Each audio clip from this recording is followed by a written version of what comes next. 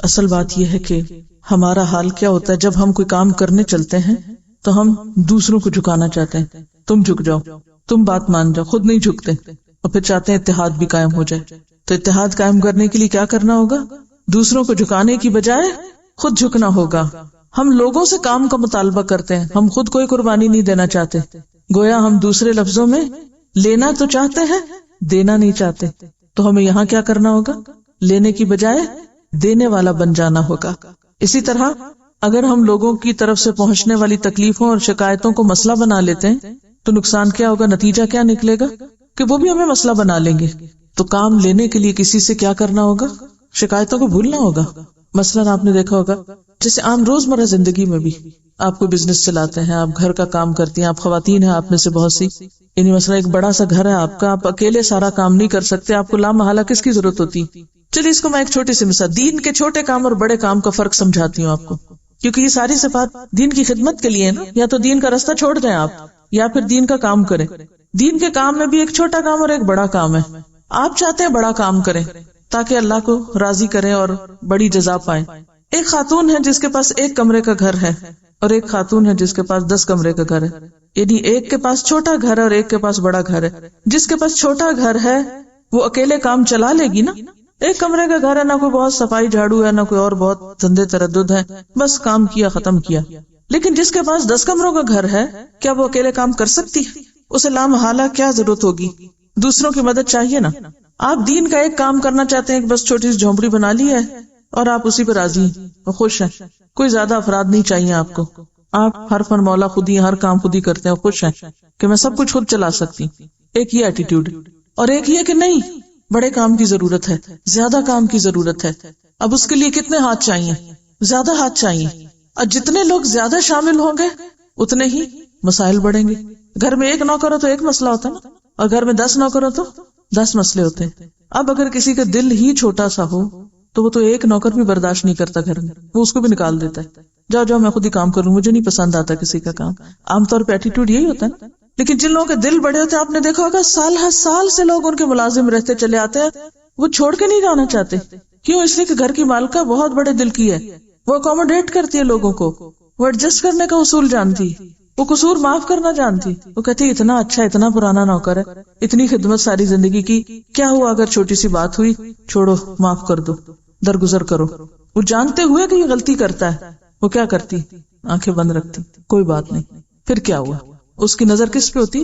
یہ زیادہ فائدہ پہنچا رہا ہے. اگر چھوٹی سی غلطی ہے تو کیا ہوا، اتنا فائدہ بھی تو ہے اس کا.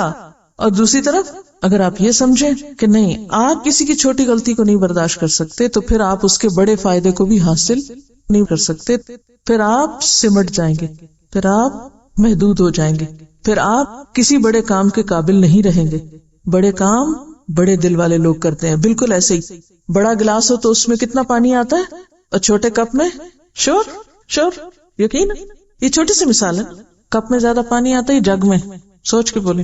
تو پھر جن لوگوں کے دل کپ سے بھی چھوٹے ہیں، وہ جگ جتنے پانی سے سیراب کر سکتے ہیں. کپ تو آپ کی پیاس بھی شاید نہ بجھائے، اور آپ تو دوسروں کی پیاس بجھانے کے لیے اٹھے ہیں، اور آپ کے پاس جگ ہے ہی نہیں، بڑا دل ہے ہی نہیں. آپ ذلت علی المومنین ہو ہی نہیں سکتے. آپ کچھ کرنے کے قابل ہی نہیں ہیں، آپ کوالیفائڈ نہیں ہیں. یہاں جو صفات بیان ہو رہی ہیں یہ اس کوالیفیکیشن کی ہیں جو اللہ کے دین کے کام کے لیے مطلوب ہے. یا آپ اس رستے پہ چلیں گے یا یہ چھوڑ جائیں گے تو کیا ہوگا؟ اللہ کچھ اور لوگ لے آئے گا. اور اگر آپ یہ کرنا ہی چاہتے ہیں، اس رستے پہ چلنا ہی چاہتے ہیں، تو پھر آپ کو لازماً اپنے اندر یہ صفت پیدا کرنی ہوگی. فَسَوْفَ يَأْتِ اللَّهُ بِقَوْمٍ يُحِبُّهُمْ وَيُحِبُّونَهُ أَذِلَّةٍ عَلَى الْمُؤْمِنِينَ أَعِزَّةٍ عَلَى الْكَافِرِينَ. پہلی صفت ان لوگوں کی کیا بتائی گئی کہ وہ کیا کرنے والے ہیں؟ محبت عام کرنے والے ہیں. یہ محبت والے لوگ ہیں. اور محبت والے کون ہوتے ہیں؟ دل والے لوگ ہوتے ہیں. جس کے اندر دل نہ ہو وہ محبت تو نہیں کر سکتا نا. تو جو نرم دل ہوگا وہی اذلۃ علی المومنین بھی ہوگا. جو نرم دل ہوگا وہی محبت کر سکے گا. اب 3 حصے ہو گئے بات کے، اللہ سے محبت اور اللہ والوں سے محبت، اور نتیجتاً اللہ کی محبت کا آنا، آپ پر پلٹنا. جب تک آپ اللہ سے اور اللہ والوں سے محبت نہیں کرتے، آپ محبت کے قابل نہیں. اور جب آپ محبت کے قابل نہیں، آپ کے ساتھ اللہ کی رحمت نہیں، آپ پر اللہ کی عنایت نہیں، آپ اللہ کے دین کا کیا کام کرنے کے قابل ہیں؟ آج کے مسلمانوں کی اور خصوصاً دین کی خدمت کرنے والوں کی سب سے بڑی مشقت یہی ہے کہ ان کے اندر یہ خوبی نہیں ہے، نہ گھر کے اندر اور نہ گھر کے باہر۔ اذلۃ علی المؤمنین اعزۃ علی الکافرین، کافروں کے سامنے کیسے؟ جو دین کو نہ ماننے والے ہوں ان کے سامنے کیسے؟ اپنے دین کو عزت دینے والے۔ دین کو عزت دینا کیا ہوتا ہے؟ اس پر عمل کرنا، مشکل حالات میں بھی دین کو تھام کے رکھنا، فرم رہنا، اپنے اصولوں پہ قائم رہنا۔ وہ مین آف پرنسپل ہیں، وہ یہ نہیں کہ کافروں سے ڈر کے جیسا دیس ویسا بھیس کر لیں کہ وہ کیا کہیں گے۔ کیا ایسے لوگ دین کی دعوت دے سکتے ہیں جس دین پر وہ خود ہی عمل نہ کرتے ہو، جس دین پہ وہ خود شرمندہ ہو، جس دین کو وہ خود عزت دینے والے نہیں خود شرمندہ ہیں؟ وہ دین کو پھیلا کہاں سے سکتے ہیں؟ پھر اس کے بعد فرمایا یجاہدون فی سبیل اللہ، وہ اللہ کی راہ میں جہاد کرنے والے ہیں۔ جہاد کیا ہوتا ہے؟ کوشش کیا ہوتا ہے؟ ہل جل، حرکت، مسلسل کام۔ ہم جہاد کا ایک معنی پیش کر کے کہ جنگ کرنا، اور اس کے بعد سوچتے ہیں کہ عورتوں پہ جنگ فرضی نہیں ہے اس لیے ہمارے لیے تو کوئی جہاد ہی نہیں ہے، اور بس خلاص قصہ ختم۔ تو یہ تو منسوخ ہے، حکم آ جائے ہی نہیں، یا کم از کم میری ذات کی حد تک نہیں۔ تو یجاہدون فی سبیل اللہ، اللہ کے راستے میں اللہ کی خاطر جہاد کرنے والے ہیں۔ اور جہاد کہتے ہیں مسلسل کوشش کو، محنت کو، utmost struggle، انتھک محنت، انتھک کوشش، کبھی نہ ختم ہونے والی کوشش۔ اور یہ کوشش کیسے ہوتی؟ کس کس محاذ پہ ہوتی؟ سب سے پہلے اپنے ساتھ۔ آپ یوں لکھیے، یہ جو ساری باتیں لمبی چوڑی میں نے بتائی ان کو ایک لفظ میں لکھیے، سچی کوشش۔ جہاد کیا ہے؟ سچی کوشش، جیسے واقعی کوشش کہا جائے، جیسے واقعی محنت کہا جائے۔ سب سے پہلے اپنے ساتھ۔ اب دیکھیے کہ ہمارے اندر کیا ہے، ہم کس چیز کے بنے ہوئے؟ خواہشات کے۔ زین للناس حب الشہوات، شہوات کی محبت، دنیا کی محبت، بہت سی چیزوں کی محبتوں میں ہم گھرے ہوئے ہیں۔ اب کیا ہوتا ہے، وہ محبتیں ہمیں اپنی طرف کھینچتی ہیں، کبھی برائی کی طرف کھینچتی، کبھی غلط چیز کی طرف کھینچتی۔ تو جب ہم اپنے آپ کو روک رہے ہوتے ہیں، کھینچ رہے ہوتے ہیں، خود کو غلط چیز سے بچانے کی کوشش، نیکی پر جمنے کی کوشش، صحیح طریقے کو اختیار کرنے کی کوشش، یہ سب کیا نفس کا جہاد ہے۔ کہ ہر وہ چیز جو نفس کو مرغوب ہے، پسندیدہ ہے، محبوب ہے، اگر وہ چیز انسان کو برائی کی طرف لے جانے والی ہے، اللہ کی نافرمانی کی طرف لے جانے والی ہے، تو ہمیں اس کے مقابلے میں کیا کرنا ہے؟ رک جانا ہے۔ پھر کبھی کیا ہوتا ہے، ہمارے آس پاس کے لوگ، ہمارے دوست، رشتہ دار، ہمارے پیارے، وہ ہمیں برائی کی طرف لے جاتے ہیں، کبھی تو ہمارا اپنا ہی دل اور کبھی اور لوگوں کا پریشر۔ ایسے وقت میں دباؤ کو قبول نہ کرنا، عزت علی الکافرین، دباؤ قبول نہ کرنا۔ اعزہ کون ہوتے ہیں؟ جو اتنے استقامت والے ہوتے ہیں کہ دباؤ نہیں قبول کرتے، پریشر نہیں لیتے دوسروں کا۔ وہ کیا کرتے ہیں ایسے موقع پر بھی؟ استقامت، جم کے رہتے ہیں، یعنی ان کے رویے میں، اخلاق میں نہیں بدتمیزی آتی۔ اب ایک چیز ہے کہ آپ دوسروں کو دین کی طرف بلائیں، پہلے تو آپ خود جمے ہوئے تھے نا، اب آپ آگے بھی نکلے، دوسروں کو بتانے لگے۔ اب کیا ہوتا ہے؟ کیا ہوتا ہے؟ اب مخالفت ہوتی۔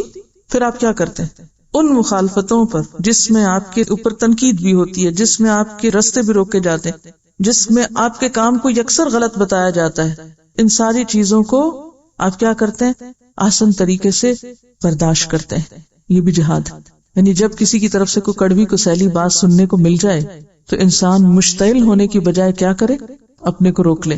پھر جہاد کی ایک قسم قتال بھی ہے، جنگ بھی ہے، یعنی اللہ کے حکم کی پیروی کرتے ہوئے کبھی دشمن سے بھی لڑنا پڑتا، کبھی تلوار بھی اٹھانی پڑتی، کبھی جان بھی دینی پڑتی۔ لیکن یہ ایک معنی ہے، یعنی جہاد بمعنی جنگ صرف ایک حصہ ہے، ہم نے صرف ایک حصے کو لے لیا اور باقی چیزوں کو چھوڑ دیا۔ تو جو لڑائی والا جہاد ہے وہ ایک وقتی معاملہ ہے، ایک مخصوص کام ہے، لیکن جہاد اپنے بڑے مفہوم میں اس سے وسیع تر ہے۔ تو یجاہدون فی سبیل اللہ، وہ ہر وقت ایک جد و جہد میں ہوتے ہیں۔ ولا یخافون لومۃ لائم، اور کسی ملامت کرنے والے کی ملامت سے نہیں ڈرتے۔ یہ جہاد کی مزید وضاحت ہے کہ جب اللہ کے راستے پہ چلتے ہوئے کوئی ان کی مخالفت کرتا ہے، کوئی ان کو برا بھلا کہتا ہے، تو وہ اس کی وجہ سے رک نہیں جاتے۔ یہ سب کچھ کس کو نصیب ہوتا ہے؟ جس پہ اللہ کا فضل ہو. اور اللہ اپنا فضل کس کو دیتا ہے؟ جس کو وہ چاہتا ہے. وہ کس کے لیے چاہتا ہے؟ جو اپنے لیے چاہتا. اور وہ کون ہوتا ہے؟ جو اسے ڈیزرو کرتا. کیونکہ اللہ کو تو سب پتا ہے کہ کون کس چیز کو لینے کے قابل ہے. دیکھیے عام روزمرہ زندگی میں بحیثیت ایک ماں کے، کیا آپ اپنے بچوں کو ہر وہ چیز دے دیتے جو وہ آپ سے مانگتے؟ کیوں نہیں دیتے؟ وجہ نہ دینے کی. آپ کا بچہ چاہتا ہے آپ اس کو 1000 روپے دے دیں، آپ کے پاس ہیں بھی، آپ کو بچے سے محبت بھی بہت ہے، لیکن آپ نہیں دے رہے. کیوں؟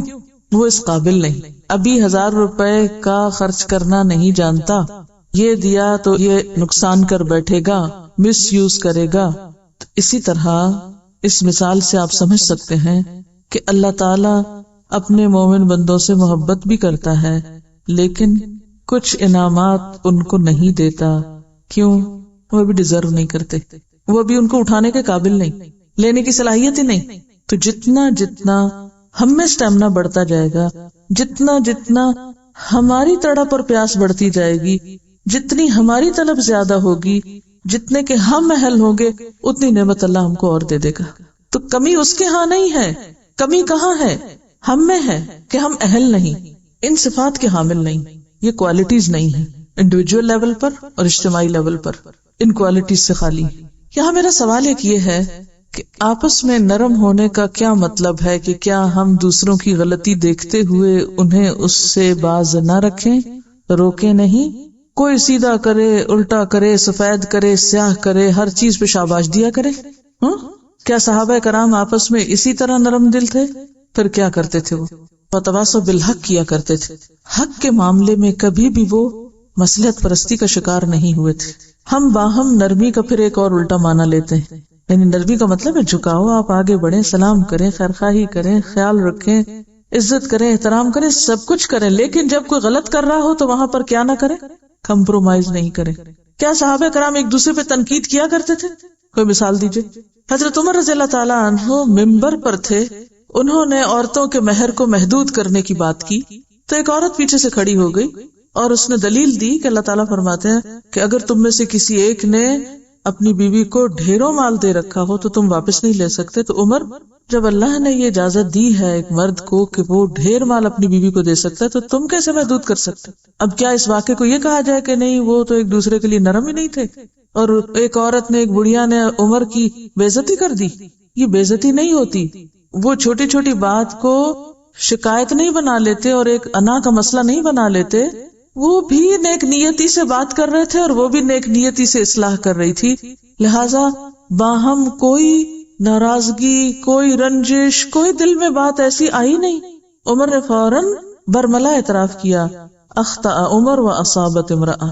عمر نے خطا کی، عورت نے درست بات کی. اعتراف فوراً اپنی غلطی کا، برسر محفل. لا یخافون لومۃ لائم.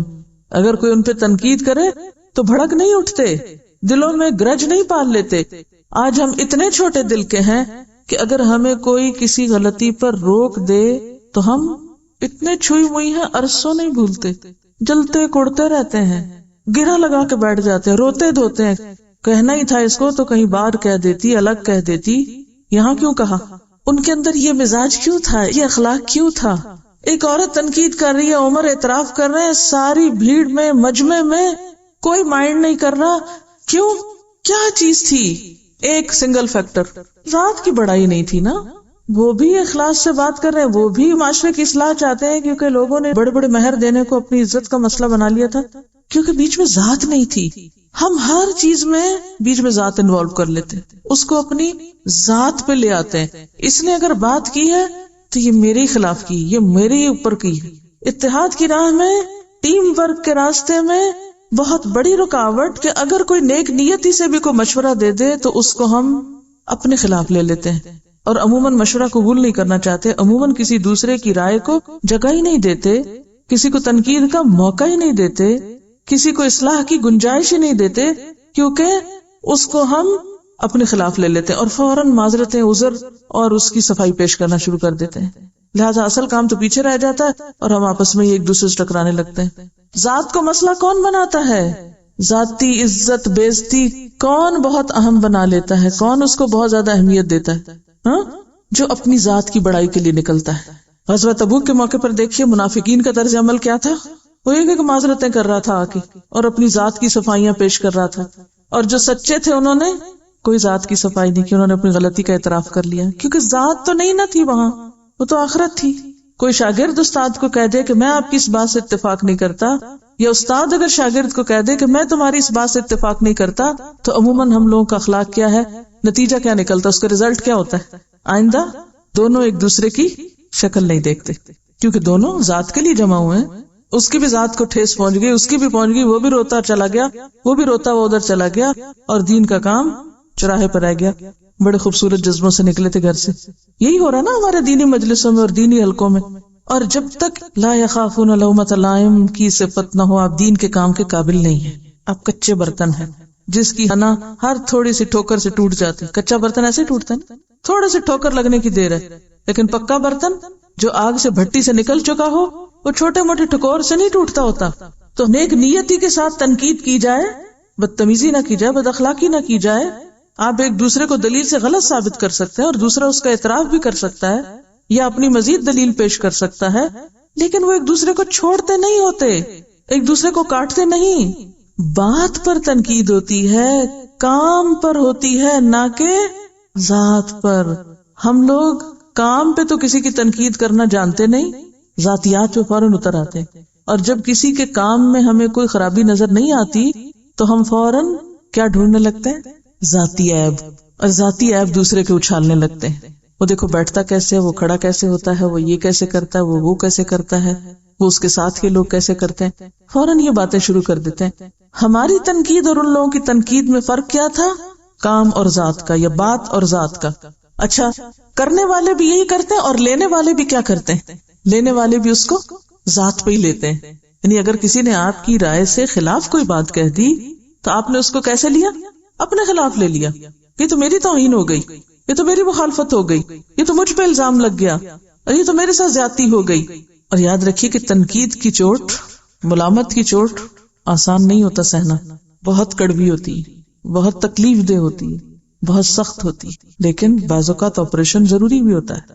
ہاں، اچھا ڈاکٹر پہلے اینستھیزیا دیتا ہے، ایسا ماحول پیدا کرتا ہے کہ جس سے دوسرا شخص اس کو لے جائے، برداشت کر جائے۔ اصل میں صحابہ کرام اللہ کی عظمت میں اتنے گم تھے کہ ان کو اپنی عظمت بھولی ہوئی تھی کہ ہم بھی کوئی چیز ہے، اور ہم اپنی ذات کی عظمتوں میں اتنے کھوئے ہوئے ہیں کہ ہمیں اللہ کی عظمت اور اللہ کے دین کی بڑائی بھولی ہوئی ہے۔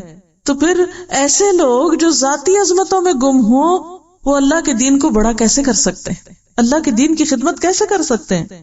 کر سکتے نہیں، کر سکتے۔ جہاں آپ یہ سمجھے کہ آپ کی ذاتی مفاد پہ زد پڑنے لگی ہے، آپ فوراً اس شخص کو کاٹ پھینکے، تو پھر کیا ہوگا؟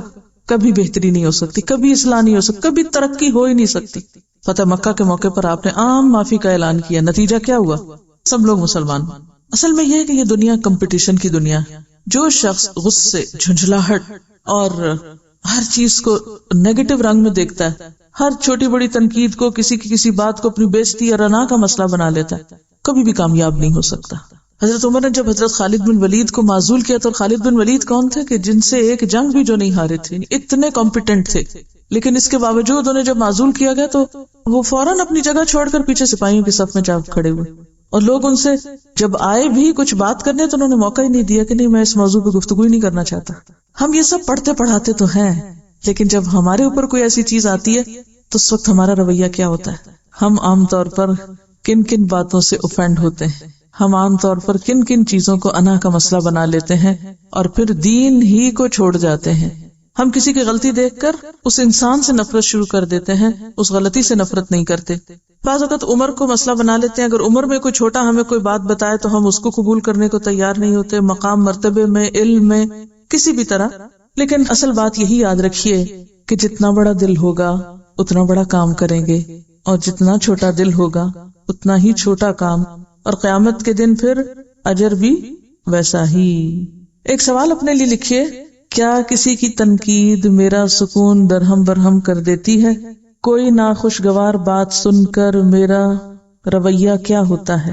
اس شخص کے ساتھ میرا رویہ کیا ہوتا ہے جو مجھ سے کوئی ناخوشگوار بات کر دے میری مرضی کے خلاف، یا مجھ پر تنقید کر دے؟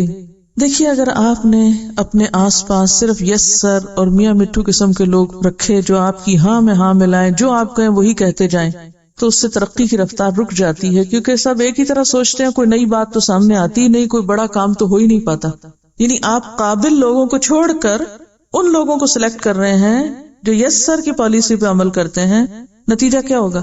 منافقانہ ماحول جنم لے گا، کھوکھلا کردار آس پاس ہوگا. کیوں؟ کیونکہ ساتھ کے لوگوں کو پتا ہے کہ آپ صرف تعریف پسند کرتے ہیں، آپ تنقید نہیں سن سکتے، لہٰذا وہ سچی جھوٹی تعریف کرتے رہیں گے، کیونکہ آپ ان کو تنقید کرنے کا موقع ہی نہیں دے رہے، آپ ان کو اختلاف کرنے کا موقع ہی نہیں دے رہے. ایسے منافقانہ کردار والے لوگ بڑا کام نہیں کر سکتے. بڑے کام کے لیے مضبوط لوگ چاہیے، اور مضبوط لوگ وہی ہیں جن کے اعصاب مضبوط ہیں، جو تنقید برداشت کر سکتے ہیں، جو اختلاف برداشت کر سکتے ہیں، جو مرضی کے خلاف باتیں گوارا کر جاتے ہیں. عام طور پر ہمارا ذاتی اخلاق کوئی چیز نہیں ہوتا، ہم دوسروں کے رویے دیکھ کر اپنا اخلاق بناتے ہیں. جیسا کوئی ہمارے سے کرتا ہے ہم ویسے ہی اس کے ساتھ کرنا شروع کر دیتے ہیں. اچھا، لیڈرشپ کا رول صرف وہ شخص ادا کر سکتا ہے، یعنی صحیح لیڈرشپ کا رول صرف وہی ادا کر سکتا ہے، سربراہ صرف وہی بہترین ہو سکتا ہے جو سخت ترین تنقید کو ٹھنڈے ذہن کے ساتھ سنے، سب سے پہلے سنے، اور پھر اتفاق اختلاف سے اوپر اٹھ کے معاملہ کرے لوگوں کے ساتھ. یعنی وہ شخص لیڈرشپ کے لائق ہی نہیں، وہ شخص لوگوں کی رہنمائی کے قابل ہی نہیں، وہ شخص معلم ہو ہی نہیں سکتا، وہ شخص دین کا خادم بن ہی نہیں سکتا، وہ شخص دین کی مدد کرنے والا ہو ہی نہیں سکتا جو تنقید نہیں سن سکتا، یا تنقید کرنے والوں سے محبت نہیں کر سکتا، یا تنقید کرنے والوں کو ساتھ لے کے نہیں چل سکتا. طاقتور ٹیم کیسے لوگوں سے ہوگی؟ خوش آمدی لوگوں سے طاقتور ٹیم بنتی ہے یا تنقید کرنے والوں سے؟ تنقید کرنے والوں سے. کیوں کہتے ہیں حضرت عمر لولا ابی بکر لہلک عمر، ابو بکر نہ ہوتے عمر ہلاک ہو چکے ہوتے، کیونکہ وہ ان کو روکنے والے تھے، پکڑنے والے تھے. آپ صلی اللہ علیہ وسلم کی وفات کے موقع پر کیا کردار تھا حضرت ابو بکر کا؟ آج اس کردار کی ضرورت ہے. یہ کردار پیدا ہوگا تو دین کا کام ہوگا، ورنہ نہیں ہو سکتا. اب اپنے آپ کو سوچیے، اپنے اپنی جگہ پر سوچیے، آپ کی ٹیم میں کون کون لوگ شامل ہیں؟ آپ کے مددگاروں میں کون کون ہے؟ آپ کی یس مین کرنے والے لوگ یا وہ بھی جو ذرا مختلف رائے رکھتے ہوں؟ اپنے ساتھیوں کو دیکھیے، کیا آپ نے ارد گرد صرف تعریفیں کرنے والے لوگ اکٹھے کر رکھے ہیں، یا صرف دوست اکٹھے کر رکھے ہیں، یا مخالف بھی ساتھ لے کے چل رہے ہیں؟ کوئی بھی ٹیم، چاہے آپ کسی برانچ میں کام کرتی ہیں یا کہیں کسی گھر میں آپ رہ کے کچھ کر رہی ہیں، کسی بھی محاذ پر آپ اکیلے تو نہیں کر سکتی نا دین کا کام. یہ کر سکتی، جو اکیلا کر رہا ہے وہ بھی گڑبڑ کر رہا ہے، کیونکہ یہ کام اکیلے ہونے کا ہے ہی نہیں. دین کی تعلیم، دین کی خدمت، دین کی تبلیغ کا کام اکیلوں کا کام نہیں ہے، یہ اجتماعی کام ہے، یہ ٹیم ورک کے ساتھ وجود میں آتا ہے. اپنی ٹیم کا جائزہ لیجیے، آپ کی ٹیم میں کون ہے، آپ کس کس کو ساتھ لے کے چل سکتے ہیں. کیا ایسا تو نہیں کہ جو شخص ہمارے کام پہ تھوڑی سی تنقید کر دے ہم اس سے بچ بچ کے رہنا شروع کر دیں، یا ہم اس کو الگ پھینکنا شروع کر دیں؟ سوچئے، اپنا جائزہ لیجئے. اور پھر اس کے بعد آپ دیکھیے ایک اور معیار دے دیا گیا دوستی کا، انما ولیکم اللہ، اللہ کی دوستی، ورسولہ، اور اس کے رسول کی دوستی، والذین آمنوا، اور ایمان والوں کی. کون ہے وہ؟ الذین یقیمون الصلاۃ، جو نمازوں میں اچھے ہیں، ویؤتون الزکاۃ، جو مال خرچ کرنے والے ہیں، وہم راکعون، جھکے ہوئے عاجز متواضع لوگ، ومن یتول اللہ ورسولہ والذین آمنوا فإن حزب اللہ هم الغالبون. جن کی ٹیم ان پر مشتمل ہوگی، جس ٹیم کے اندر اللہ کی محبت ہوگی، جس ٹیم کے اندر رسول اللہ صلی اللہ علیہ وسلم کی سنت ہوگی، جس ٹیم کے اندر خدا ترس لوگ اور جھکنے والے موجود ہوں گے، ایک دوسرے کی سننے والے لوگ موجود ہوں گے، ایسے ہی لوگ پھر غالب آ جائیں گے. اور اگر آپ غالب نہیں آ رہے تو اس کا مطلب یہ ہے کہ آپ ان صفات سے خالی ہیں. ہم سب کیا چاہتے ہیں؟ ہمارا دین غالب ہو، دین کو کامیابی ہو، ہمیں کامیابی ہو، چاہتے ہیں نا؟ یہ ہم سب ترقی کریں، دین ترقی کرے، مسلمان ترقی. ہم سے مراد میں نہیں ہے، مراد یہ کہ امت مسلمہ یا مسلمان جو ہیں وہ غالب ہو. چاہتے ہیں اس وقت غالب نہیں ہے، مسلمان اس وقت غالب نہیں ہے. کیوں نہیں ہے؟ ان کے اندر یہ صفات نہیں ہے. اصل میں ہم یہ بھول گئے ہیں کہ ترقی کا راستہ، کامیابی کا راستہ، بلندی کا راستہ، غالب ہونے کا راستہ سہل اور ہموار راستہ نہیں. یہ دنیا کیا ہے؟ آزمائش کا جنگل، کانٹوں بھرا جنگل. ہم اس کو کس طرح لینا چاہتے ہیں؟ اسموتھ راستہ تو ہم چلنے کو تیار ہیں، اور اگر وہ اونچا نیچا ہو تو ہم نہیں چل سکتے، ہم بیٹھ رہے ہیں. تو غلبے کی منزل اور ترقی کا راستہ کیسا راستہ ہے؟ اونچ نیچ والا، نہ ہموار، نہ پسندیدہ، نہ گوار، نہ خوشگوار چیزوں سے بھرا ہوا. اس پہ کون چل سکتا ہے؟ جس کے دل میں اللہ کی محبت، ذاتی بڑائی کا احساس نہ ہو، جو مسلسل کوشش کرے اور جو کسی بھی کڑوی کو سیلی تنقید والی بات کو برا نہ مانے. جو لوگ چھوٹے دل کے ہوں، چھوٹی چھوٹی بات کو مسئلہ بنا لیں، شکایتیں لے کے بیٹھ جائیں، شکایتی مزاج کے ہوں، وہ یہ نہیں کام کر سکتے. معمولی باتوں میں الجھ جائیں، ذرا سی چیز سے ڈسٹریکٹ ہو جائیں، ذرا سی چیز کو مصیبت بنا لیں اپنے لیے، پریشان ہو جائیں، ہر چیز میں اٹک کے رہ جائیں، اسی پہ رونا دھونا مچا دیں. ذرا سی مشکل آئی، یہاں سے ذرا سی ٹھوکر لگی، ذرا کسی نے کچھ کہہ دیا، کچھ چبھ گیا، اب کیا ہے، وہ وہیں بیٹھ گئے. پھر اب وہ مزاج سے باہر آئیں گے کسی وقت تو پھر دین کی خدمت فرمائیں گے. ابھی تو موڈ ہی نہیں رہا. ہم تو اتنے سینسیٹیو ہیں، اتنے حساس ہیں، اور سب اپنی ذات کے معاملے میں کہ چھوٹی چھوٹی بات ہمیں دوسروں کی بری لگ جاتی، پھر ہم اس پہ روتے دھوتے رہتے ہیں، پھر ہم اس کو انا کا مسئلہ بنا لیتے ہیں، پھر ہم اس کو عزت نفس کا خوبصورت نام دے دیتے ہیں اور سب کچھ چھوڑ کے بیٹھ جاتے ہیں. تو بات یہ ہے کہ کامیاب صرف وہ ہو سکتا ہے جو کانٹوں سے الجھے بغیر تقویٰ کا طریقہ اختیار کرتے ہوئے اپنا سفر جاری رکھے اور اپنی یکسوئی کو، حنیف و مسلمہ ہونے کو، اپنی دل جمعی کو ہر حال میں برقرار رکھے. کوئی تنقید اس کے دل کا سکون درہم برہم نہ کرے، کسی بھی تلخ ترین تجربے سے بے حوصلہ نہ ہو، انتہائی ناکامی سے بھی ناخوش نہ ہو، پھر بھی جم کرے. یہی راستہ ہے، جانا ہی ادھر ہے، دوسرا تو کوئی راستہ ہے ہی کوئی نہیں. وہ گر گر کر اٹھے، وہ لڑک لڑک کر بھی چلتا رہے. ایسے ہی لوگ اللہ کو چاہیے. اگر تم ایسے نہیں ہو، اللہ اور لے آئے گا، پھر اللہ کا فضل بھی انہیں پر ہوگا. تو کرنا کیا آپ نے؟ کوئی اصول بنائیے آج کے لیے، کوئی ریزولوشن پاس کیجئے، کوئی قرارداد پاس کیجئے. کیا کریں گے آج کے بعد؟ ایک تو نرمی پیدا کریں گے. اور لیکچر میرا انتہائی سخت تھا. آپ کہیں گے یہ آپ کس نرمی کی دعوت دے رہی ہیں اتنی سخت باتیں کر کے؟ ہاں، کیا کریں گے آج کے بعد؟